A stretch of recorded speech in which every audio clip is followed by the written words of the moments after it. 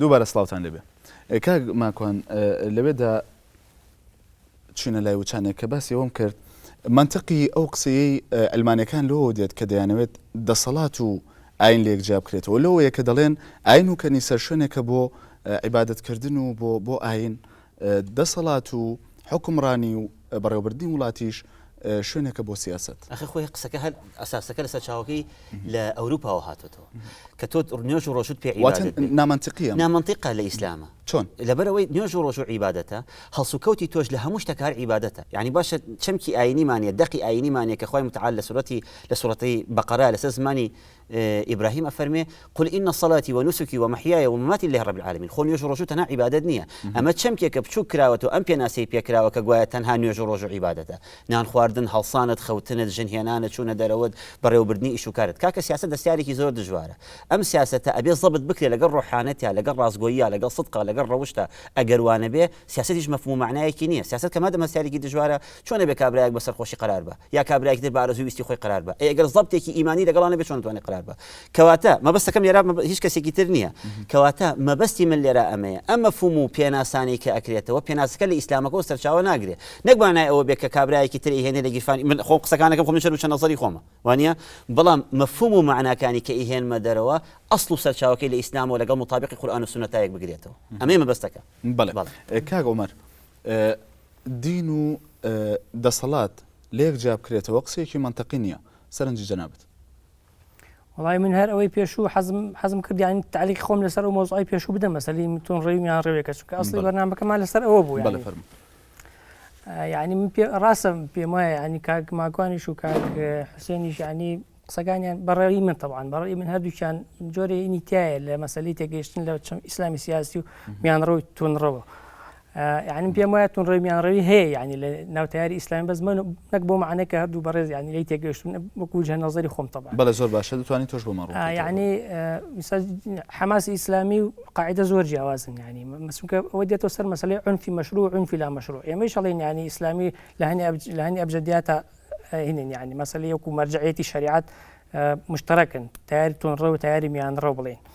بەڵام ئالێتی ئیشکردن شتێکی بەسیط نیکاکە ینی میکانیزمی ئیشکردن شتێکی هینیە شتێک نییە ینی تۆ هەر لە خۆتەوە دانیشی و مێز کوورسێک دانی لەسەری دانیشی ینی میکانیزم قوڵایی فکری هەیە کە تۆ باوەڕ بەوە هەبێ مەسەلەن کۆمەڵگە لە ڕێ ئالیاتی مەدەنی و ئەگۆڕی لەگەڵ ئەوەی کە باوەڕوا بێ کە بێ بە ئینقیلاب و بە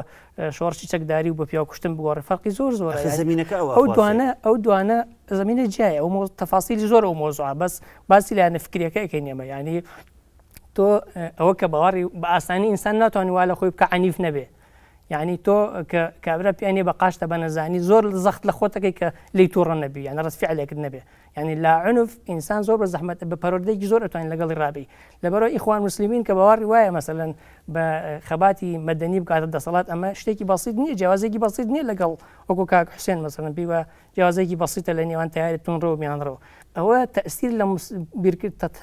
لە جۆری مامەڵەکردنی لەگەڵ دەسەڵاتیش کەس بێ ئەگەر بگات دەسەڵات ئەکات چونکە ئەوەی باوەڕی بە ئەو گۆڕانکاری مەدەنی باوە یەکەم مەزن ئەو تیارە بڵین وەسەتی باوەڕ یەکەم جارێت تەبەنی مستەلەحی دیموکراسیەتی کردووە کە تیارەکەی تر باوەڕی پێینی ئەمە جیاوازێکی زۆر ئەساسیە کە تیارەکەی تر مستەلەحی دیموکراسی بە کوفر دانێ ئەو تەبەنی مستەلەحەکەی کردووە وەکو میکانیزمێ سبەیت لەبەرەوە کە گەیشتە دەسەڵاتیش سێرەکەی ئەحزابی وا ئەتوانێت تەفەهومی بوونی ئەحزابی تر بکە پێی وا ئەکرێ حیزبێکی ئیسلامی تریشە بێ دوی تریشە بێ حیزبێکی ئەلمانیشە بێ حیزبی شیوعیشە بێ حیزبێکی دینی مەسیحیشە بێ یعنی هاکەزا ئەحزابی تر ئەدیانی تر بەڵام تیارەکەی تر باوەڕی وایە کە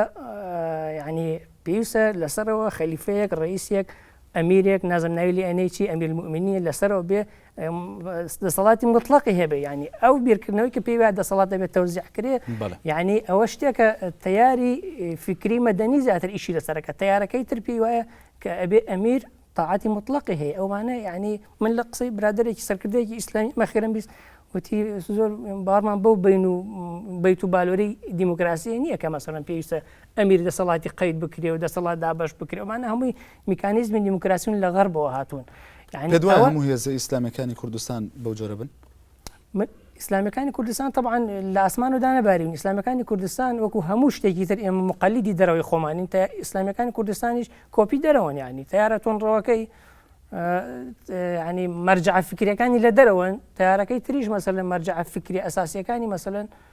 هەر دەرەوەی ینی لەبەرەوە تۆ نات لە بەحرێکی ئیسلامیە کوردستان جیازێکی تایبەتی نییە لەبەرەوە لە هەردوو بوعدەکە چمیان ڕەوەکەی و چتۆن ڕەوەکەی یعنی عینی بە جیازێکی کەم لە مەسلەی شوێن جوغرافی و سیاسی و ئەو شتانە ئەوەی تریش لەبەرم پێم ئەوەی کارزان مەسن ئەڵێ ئێمە خۆمان هەمانە دیموکراسیمان بۆ چی ینی قسە زۆر قسە هەڵەگرێت چونکە ئیسلام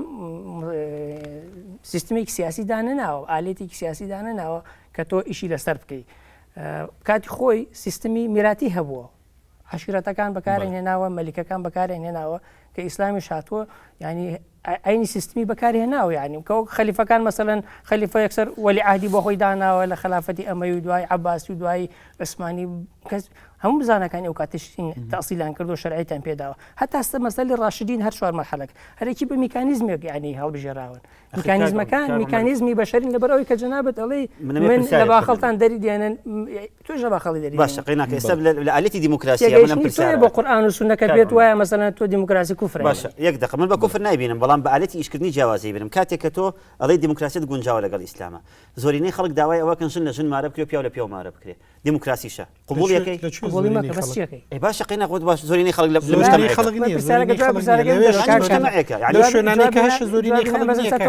باشە کەواتە دیموکراسی زۆر جار زۆرینەی خەڵک واد لێکە کە شتێک بسازێنی نە لەگەڵ کولتورتان نە لەگەڵ مجتەمەتان لەگەڵ دینی و خەڵکیشتان ناگونجێت چۆن ناگونجێن لەگەڵ ئەو خەڵک تۆ لە ئەوروپا ژیت بەڵێ مەسەل ئەوروپا داوای ئەوەکە تۆ پێی رازی نیت وانە چیەکەی زۆرینەی خەڵک داوای کرد تەواو منە بێ دەنگ لە وڵاتانەی کە هەڵگری و بڵێ ئەوەی کەوا بڵێ تۆ بێ دەنگ بی لەو حاڵەتە بەڵام ئەمە منطقە بێ دەنگ بی لە ئاسی شتێکە کە لەگەڵ مجتەمع و کولتوری دوای ناگونجێت لەو وڵاتانەی کە موسڵمانیشن بە هەرێمی کوردستانیشەوە کە ڕەنگە جەنابەت ئاساییشە پێشی رازی نەبی بە سیستمی حکومڕانیەکەی ئیسلام بەشێکە لە قانوندانان بەشێکە لە قانوندانان کەواتە ئەو خەڵت و پۆخڵەواتەی کە لە ئەوروپاش هەیە تۆ باسیەکەی لەبەر تەمەڵیا پیاوێک لەگەڵ پیاوێک ژنێک لەگەڵ ژنێگەنی یان لەبەر هەندێک شزوزی ئەمریکا لە ساڵەکانی 60 دیار دەبوو لە ئەمریکا لە ساڵی 60ەکانە نێربازی دیار دەبوو ئێستا کلینتۆن کێتە سەر حکم بووە بە شتێکی حتمی ئەبێ زەواجی بۆ دابین بکرێت مەسەلەی ئیرسی بۆ دابین بکرێت لە ناو جێیش و سوپاکەیە مەسەلەی نێربازی شتێکە کە حتمیە خەڵک دەنگی زۆری موسڵمانی شان نێربازی هەیە شاردراوەیە باشە بەڵام زۆرینەی خەڵک لەوێ شەرعیەتی پێدراوە مەزالی باشەش قسەکەم لەسەر ئەمەیە قوربانەگەر شێر خراپە کەواتە خەڵک ئەگە زۆرینە دەنگی پیا بڵێ ئاشکرای کەن و قانونی بۆ دامەزرێن نەبێ من بڵێن باشە نەخێر تۆ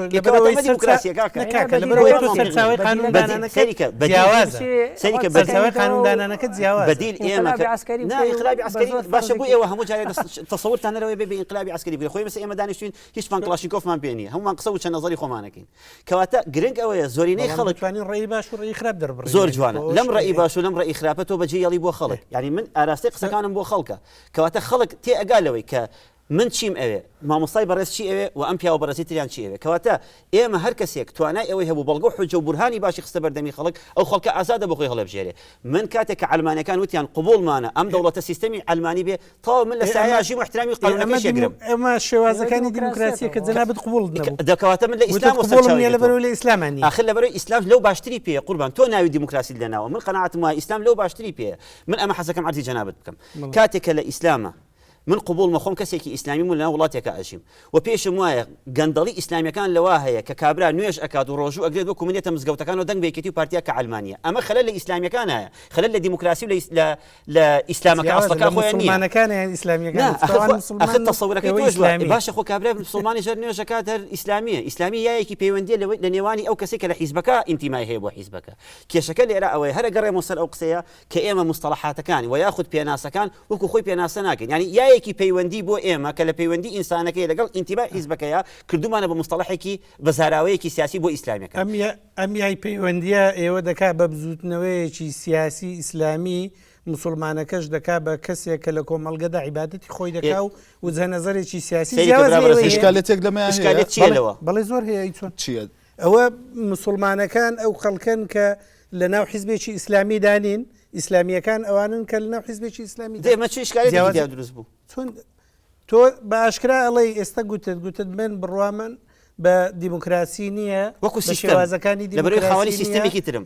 یعنی ئەکرێت تۆ بڵێ من قەناعەتم بە دیموکراسی هەیە کۆمەنیزمیشم نەخێر بەڵام ینی بۆ ڕوخا کۆمۆنیزم بۆیە ڕوخا لە بڕووی بڕۆی بۆیە لە وڵاتی ئێمەش ئەلمانیت قەت بەرهەمی نابێوەکو توێکی زەوانی گەشە بکە لەبەرەوەی ینی نەڕازگوۆی لەگەڵ خەڵکا وەکو ئەو خەڵکانی تر کەڵی دیموکراسی لەگەڵ ئیسلاما بوو تا کۆمۆنیستەکان لە پاشماوەی سۆڤێتە لە رووسیا بەشداری لە هەڵبژاردنەکان دەکەن و شێوازی ئیشکردنی خۆیان گۆڕیەکەم لێرە ئەوەیە مامۆسای بەڕێز من قسەکەم لێرە شێوازی ئیشکردنی خۆتان گۆڕیوە بڕاتان بە دیموکراسی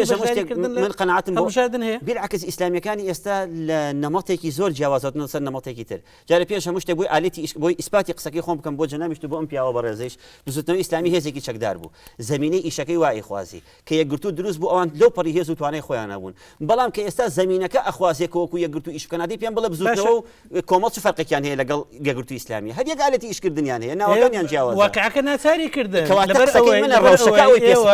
لەبەر ئەوەی بزوتنەوەی ئیسلامی هێزێکی سیاسی گەورە بوو بەڵام لە ناو خۆیاندا ناکۆک بوون ئەم ناکۆچیانەوە نییە کەواتە ئالێتی ئیشکردنەکە ئەوەی پێخواستون زمینەکە ئەوەی پێخواستون قسەکەی من لێرە ئەمەیە قائیدە کە لە شوێنەکە ئیشەکە بەرامبەر بە ئەمریکا ئیشەکە ئالێتی ئیشکردنی بەو شێوەیە ئیخوان لە میسر ئیشەکە بۆ شێوەی ئیشەکە بزوتنەوەی ئیسلامی تاکو لە هەڵەبجە بوو بەو شێوەی ئیشەکە ئالێتی ئیشکردنی هەبوو بەڵام کە ئێستا ئالێتی ئیشکردنەکان پێنەما وەکو ئیخوانی مسلمین ئیشەکەواتە تۆ هاتیتە سەر هەمان ڕای ئێمە کە ئەوان بڕوایان بە دیموکراسی نییە بەڵام دیموکراسی تۆ ناوی ئەنەی دیموکراسی من ناوێنم ڕۆژ من ناوێنم ڕۆژ جەناب ناوێنەی دیموکراسی بێش هەموو شتێک من حەزەکەمەوە ئەو قسەیە بکەم توخوا ئەم دیموکراسی کە ئێمە هەمانە لە کوردستانە لە دیموکراسی کام وڵات ئەچێ چ شتێکی هەیە لە دیموکراسی وڵاتی خۆمان ئێستا بۆ نمونە جاری وایە ئەو کەسی کە ئاراستەی دڵی خۆی بکات و بە ئارەزوی خۆی دەری ببڕێ بۆ خەڵک دڵی لەسەر هەزار وێگە لە ڕزێکە ئاسایش نەیە بە دەستگایکی تر نەیبە بۆشە لەبیر نەچێت بەدەیان ڕۆژنامە نووس و سەحافی کوژراون لە وڵاتی ئێمە ئی باشە ئەمە دیموکراسیەکەیە ئادی پێم بڵێ ئیسلامیەکەم پێ بڵێ ڕۆژێک لە ڕۆژان هاتی بە کەسێکی کوشتوان ئەم وڵاتە هەر ئەم وڵاتەیە کە بە ڕێزیشت نوێنەرایەتی ئیتیزاهێکی فکری ئیسلامی سیاسی تونڕەوەکەی و لە وڵاتەکەی خۆشمانەوەڵاتەکەی دەرەکەی سایتێک بەڕێوە لەبەرەوەی یەکەم نەش گیراوی ڕەنگە هەندێک مثلەن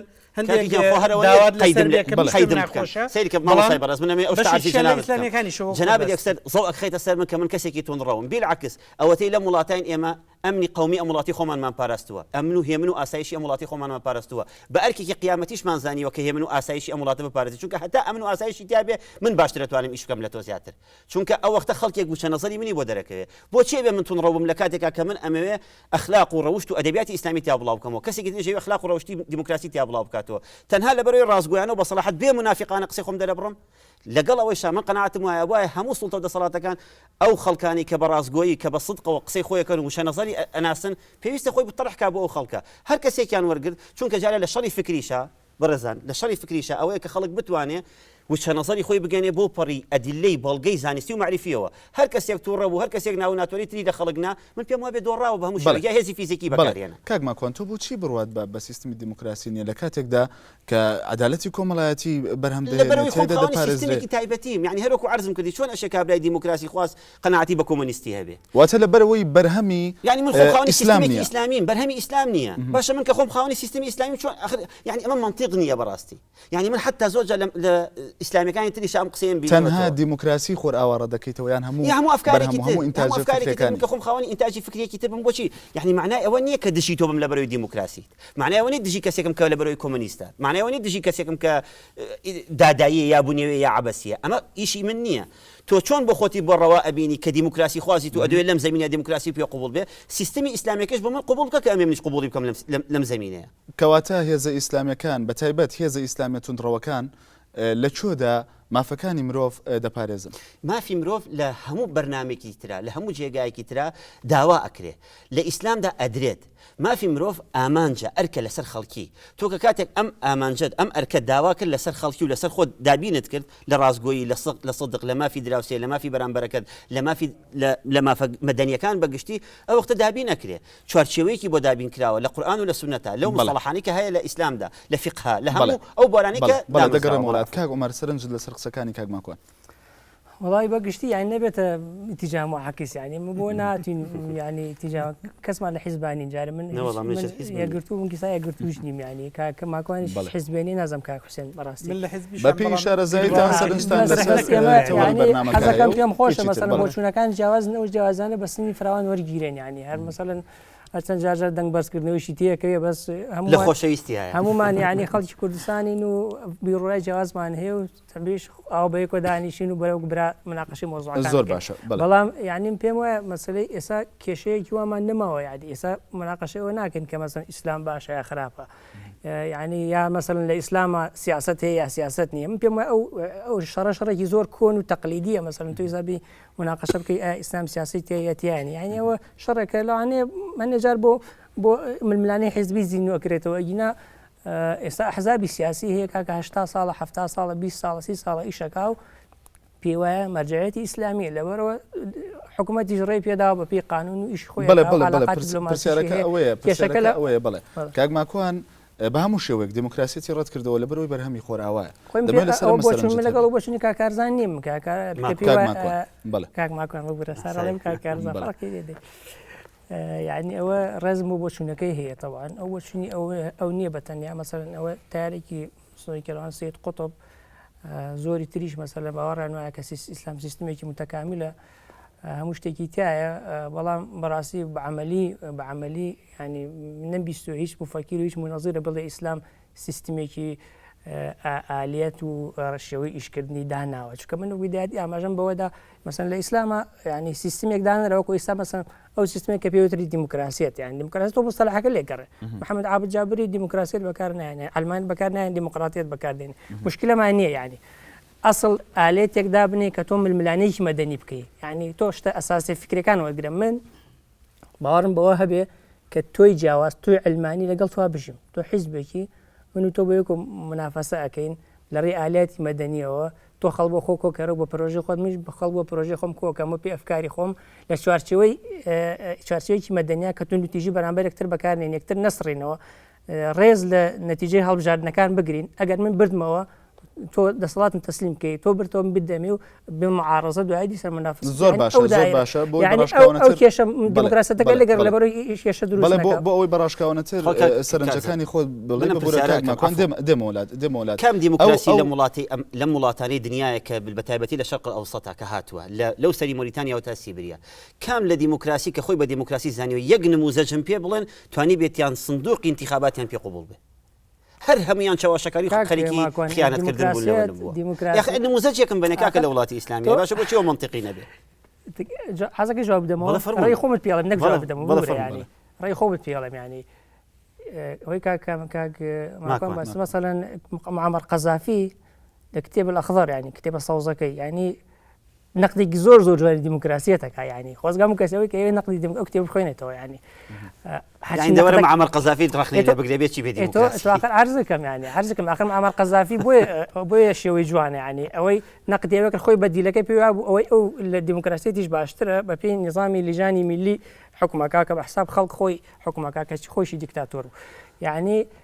دیموکراسیەت هەموو تەمەنی هەڵەیە يعني خو معناه كه ديمقراطية بيوا والله عصاية سحرية ومطلقة بلام بديلكي شيء بديلكي ديكتاتورية يعني ديكتاتورية كمثلا بديل كاك ماكوان مثلا تاريخ إسلامي بني منور جرين يعني 1400 سال يوم 1000 نظم 1920 بيوتنا خلافة إسلامي وأحزاب إسلامي دروز من بوجرانة وخلافته يعني لدواء سردم الراشدي حتى سردم الراشدي شر شور بيش بس ما قلت بيش برنامج شر شور يقول بيني هنا كان دواء سردم الراشدين هم خليفة بون علماء جوران لقلب ولا دوري عم بو كمان لا أمانية بل عارفكم ويقص كلا سري داب المسرح كاكتو كاتك باسي ديمقراطية كي بنمايكي فكريه لسردمي أرسطو أفلاطون ودام زراوة كاتك كيد كباسي ديمقراطية دكي أبي جاري يونان لبرشاوة بهمو أو شاروش كان لبرشاوة بكديمقراطية كي تيادا مزراوة سيستمي كي خرابي عم أقصيكم عفون كتوا خرابتري سيستم لسردمي أرسطو كهاتوا كباس كراوة جناب طلي دشكي ديمقراطية سيستم زور بخراب باس كراوة باشايتي ديمقراطية ديكتاتوري أمس سيستم خرابتري سيستم كأرسطو باسي لواكا أنتو هي زماني يونان من بيه فروشيتو أي باشا قيناك من باشا ما دام ديمقراطية أو سردمية بوشي بيت أنواع كشكو خوازية أي باشا بوشي كونه فلسطين أي ما يهم خليفة كان عباسي كبخراب ما باسي أفكارك باسي خلافة السيستم كأنك كإنسان برهميتي بلام كاتك باز ديمقراطية كين برهمي فكرة تو كاتك باسي إسلامك باسي برهمي فكري إسلامية كي نك باسي السيستم وتصالاتك كي وريزنا بالله قال ما ديمقراطية بمجالي كان بەڵێ کاک ماکۆن. یعنی من پێم خۆشە ینی مەسلەی ئیسلام تۆزە ئیسلام ینی زۆر نەڵین ئیسلام و ئیسلام و ئیسلامەوە چونکە ئیسلام ینی کارزان لەم باشترە زانێت کە ئیسلام یەکشت نییە ینی خەڵکێک ئەوەتە من ئەو هەردووکمان من خەلفێت ئیسلامی وش ئیسلامیە لەناو ئیسهار کوردستان سێ چوار تیاری ئیسلام هەرێکی بەجۆرە بیرەکاتەوە لەناو مەذاهبی ئیسلام چوار مەذهبی بەس سونی هەیە جاروا یەکتریان کوشتووە ینی کە هەر چوارە مەذهبی ئەهلی سونێش بن تەجگە لە شیعە و سونە لە تاریخی ئیسلامە مەسەڵەن کە ئێمە پێمان وایە ئەبێ ئەو خلافەتە بگێڕینەوە تاریخی ئیسلامی نظامێکی مەلەکی بە حەدیثیش باسەکە نظامێکی مەلەکی ویراسی بووە کە نظامێکی پێش ئیسلامیشە بووە کە مەلیکەکان